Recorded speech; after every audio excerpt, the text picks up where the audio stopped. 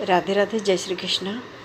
भगवान विष्णु को वैसा भक्त बहुत बहुत ही प्यारा है। जो कोई भक्त रात्रि में जागरण करे, यदि वो एकादशी का व्रत किए हो या फिर वैकुंठ चतुर्दशी का व्रत किए हो, तो भगवान विष्णु को यह व्रत बहुत प्यारा है। और इतना ही नहीं दोस्तों, भगवान कहते हैं कि यदि कोई भक्त जागरण करते हैं और मेरी सुमिरन करते हैं तो मैं बहुत जल्दी प्रसन्न हो जाता हूँ।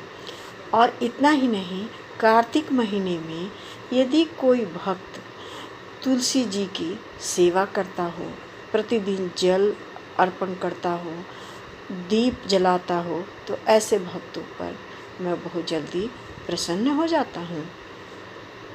फिर तुलसी वट सिंचन करने वाले भक्तों पर भी मैं बहुत प्रसन्न हो जाता हूँ। फिर यदि कोई भक्त दीप दान करते हैं तो उन पर भी मैं प्रसन्न होता हूँ। ब्रह्म मुहूर्त में उठकर यदि कोई भक्त स्नान करे तो मैं अति प्रसन्न हो जाता हूँ। गीता में भी भगवान कृष्ण कहे हैं कि दयया सर्वभूतेषु संतुष्ट्या येन केनवा सर्व इंद्रियां उपशांतश्च तुष्यत्यासु जनार्दन।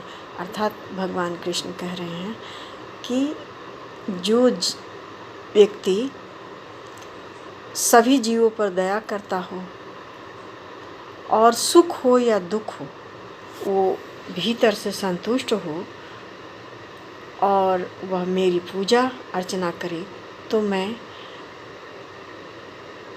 उसकी पूजा पर, उसकी भक्ति देखकर मैं प्रसन्न हो जाता हूँ और मैं उसके संग संग रहता हूँ। ऐसा गीता में कहा गया है। और गीता में भगवान ने बहुत सारे संदेश दिए हैं जो कि हम लोगों को धारण करना ज़रूरी है। यदि हम लोग अपने जीवन में उतार लेते हैं तो फिर दुख जो है हम लोगों के निकट वो आ ही नहीं सकते। दुख गीता में भगवान कहे हैं कि